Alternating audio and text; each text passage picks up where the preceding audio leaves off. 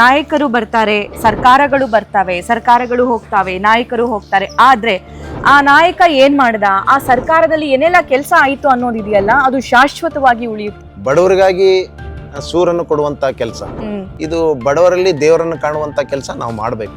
ವಿಶೇಷವಾಗಿ ಸ್ಲಮ್ ಅಂದ ತಕ್ಷಣ 80% ಅಲ್ಲಿ ಶೋಷಣೆಗೊಳಗಾದಂತ ಜನ, ಅಲ್ಪಸಂಖ್ಯಾತರು, ಹಿಂದುಳಿದವರು, ದಲಿತರು, ವೀಕರ್ ಸೆಕ್ಷನ್. ಕೆಲಸ ಮಾಡ್ಬೇಕಂತೀವಿ, ಮಾಡಕ್ ನೀಗೋಲ್ ನಮ್ಗ. ಇನ್ನು ಏನ್ ಕೆಲಸ ಮಾಡ್ತೀರಿ? ಏನ ನೋಡಿ, ಇವು ಹಿಂಗ ಕುಂತು ಕೆಲಸ ಮಾಡಕ್ ಬರದಿಲ್ಲ. ಇವು ನಾಲ್ ತುದಿಗುಂಡ್ಲು ಕುಂದ್ರಾಕ್ ಬರಲ್ಲ ನಮ್ಗ. ಮತ್ ಇನ್ ಏನ್ ಕೆಲಸ ಮಾಡೋದ್ ನಾವು? ಬೆನಿಫಿಷರಿ ಕಾಂಟ್ರಿಬ್ಯೂಷನ್ ಸುಮಾರು 4 ರಿಂದ 5 ಲಕ್ಷ ಕೊಡಬೇಕಾಗಿತ್ತು. ಅದನ್ನು ಕೊಡುವಂಥ ಸ್ಥಿತಿವಂತರು ನಾವು ಬೆನಿಫಿಷರೀಸ್ ಇರಲಿಲ್ಲ. ಯಾವ ಮಟ್ಟಕ್ಕೆ ಹೋಗಿ ನಿರ್ಧಾರ ಮಾಡಿದ್ರಂದ್ರೆ, ಈ ಇಲಾಖೆನೇ ಬೇಡ, ನಾನು ಇಲಾಖೆಯಲ್ಲಿ ಕೆಲಸನೇ ಮಾಡೋದಿಲ್ಲ, ಬೇಕಾದ್ರೆ ನಾನು ರಾಜೀನಾಮೆ ತಗೊಳ್ರಿ, ಅದನ್ನ ನನ್ನ ಬಡವ್ರು ನೋಡೋಕ್ಕಾಗ್ತಾ ಇಲ್ಲ. ನಾವು ಬಡವರು ಅದೇವಿ, ಭಾಳ ಇದೇವಿ ನಾವು.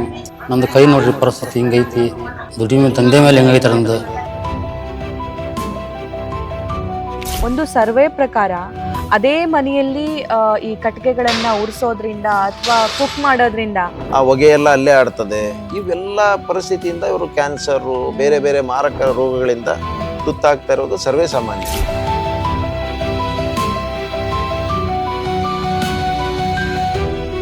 ಸುಮಾರು 5 ಕೋಟಿ ರೂಪಾಯಿ ವೆಚ್ಚದಲ್ಲಿ ಒಂದು ಹೈಟೆಕ್ ಕಾಂಪ್ಲೆಕ್ಸ್ ಮಾಡಿ, ಗಾರ್ಡನ್ ಮಾಡಿದ್ವಿ, ಫೌಂಟೇನ್ ಮಾಡಿದ್ವಿ. ಈಗ ಈ ಮನೆಯಲ್ಲಿ ವಾಸ ಮಾಡೋರ್ ಜವಾಬ್ದಾರಿ ಏನು? ಅವ್ರ ಲೈಫ್ ಸ್ಟೈಲ್ ಬದಲಾವಣೆ ಆಗ್ಬೇಕು.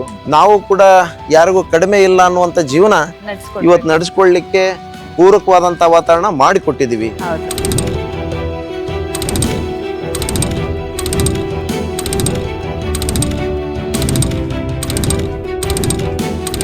ಸಾವಿರಾರು ಜನರಿಗೆ ತಲೆ ಮೇಲೆ ಸೂರು ಕೊಡುವಂತ ಬಹಳ ಮಹತ್ತರವಾದಂತ ಯೋಜನೆ ಬಹುಶಃ ನನಗೆ ಬಹಳ ತೃಪ್ತಿ ತಂದಿದೆ.